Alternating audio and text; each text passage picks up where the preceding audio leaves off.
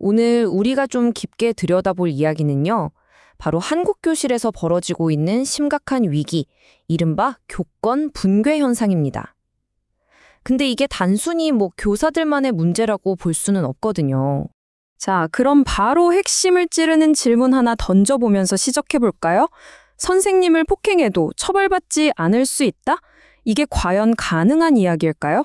바로 이 도발적인 질문이 오늘 우리가 할 이야기의 출발점입니다. 원문 자료를 보면요. 지금 교실 현실을 정말 암울하게 그리고 있어요. 학교라는 곳이 더 이상 배움의 공간이 아니라 교사들이 말 그대로 생존을 걱정해야 하는 어떤 의미에서는 치외법권지대가 되어가고 있다는 겁니다. 정말 충격적인 진단이죠. 아니, 도대체 왜 이런 상황까지 오게 된 걸까요? 이 자료에서는 그 원인으로 딱 한 가지를 지목하는데요.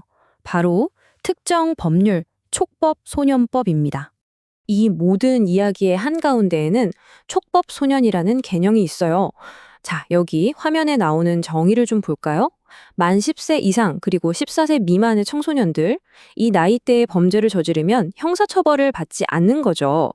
물론 법의 원래 취지는 이 아이들을 처벌하기보다는 교화하고 다시 기회를 주자는 좋은 뜻이었을 거예요. 그런데 바로 이 지점에서 문제가 시작된다는 비판이 나오는 겁니다. 원문에서는 이 법을 아주 강렬한 비유를 들어서 비판하는데요. 바로 방패라는 표현을 씁니다. 그러니까 법이 원래 의도와는 다르게 일부 학생들에게는 잘못을 저지르고도 처벌을 피할 수 있게 해주는 그런 방패로 악용되고 있다는 거죠. 이게 더 심각한 건 뭐냐면요.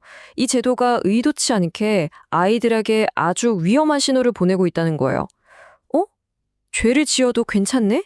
하는 식의 정말 잘못된 도덕적 메시지를 주고 있다는 게 이 자료의 핵심 주장입니다. 자, 이런 법적인 허점이 있다 보니까 결국 어떤 일이 벌어지냐면요.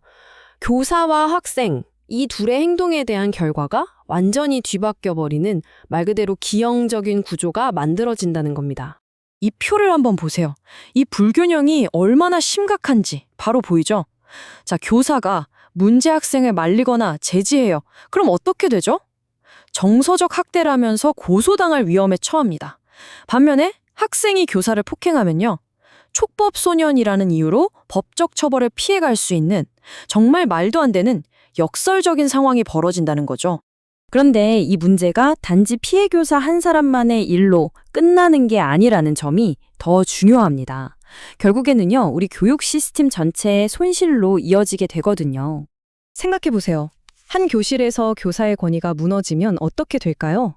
그 파급 효과는 교실 전체로 퍼져나갑니다.